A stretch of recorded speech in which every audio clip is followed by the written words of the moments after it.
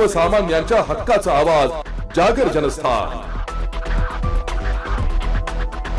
अयोध्येत 22 जानेवारीला होणाऱ्या राम मंदिराच्या प्रतिष्ठापनेला आता अवघे काही दिवस उरले असून संपूर्ण देशात उत्साहाचं वातावरण बघायला मिळत आहे। या पार्श्वभूमीवर 108 फूट लांब अगरबत्ती प्रज्वलित करण्यात आली आहे। या अगरबत्तीची खूपच चर्चा होताना बघायला मिळत आहे। संपूर्ण देश राममय झाला असून रामभक्त प्रभू श्रीरामचंद्राच्या भक्तीत न्हाऊन निघाले आहेत। संपूर्ण देशाला राम मंदिर सोहळ्याचे वेध लागले असून रामभक्तांची उत्सुकता शिगेला पोहोचली आहे।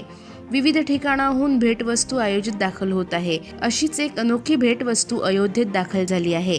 गुजरातच्या वडोदरामध्ये तयार करण्यात आलेली 108 फूट लांबीची आणि 3.5 किलो वजनाच्या अगरबत्ती अयोध्येत प्रज्वलित करण्यात आली आहे। ही 108 मीटर लांब अगरबत्ती अयोध्येत पोहोचल्यानंतर श्री रामभूमी तीर्थक्षेत्राचे अध्यक्ष महंत नृत्य गोपालदासजी महाराज यांच्या उपस्थितीत जय श्रीरामच्या जयघोषात ती प्रज्वलित करण्यात आली।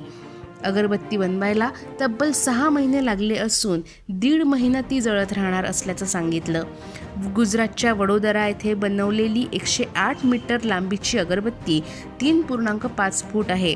1470 किलो शेण, 420 किलो जडीबुट्टी, 376 किलो गुगुळ, 376 किलो नारळाच्या शेंड्या आणि 190 किलो तूप मिळून ही अगरबत्ती तयार करण्यात आली आहे। या अगरबत्तीचा सुगंध अनेक किलोमीटरपर्यंत पसरल्याचं ऐकायला मिळतं आहे। जागर जनस्थानसाठी शुभम बोडके पाटील, नाशिक।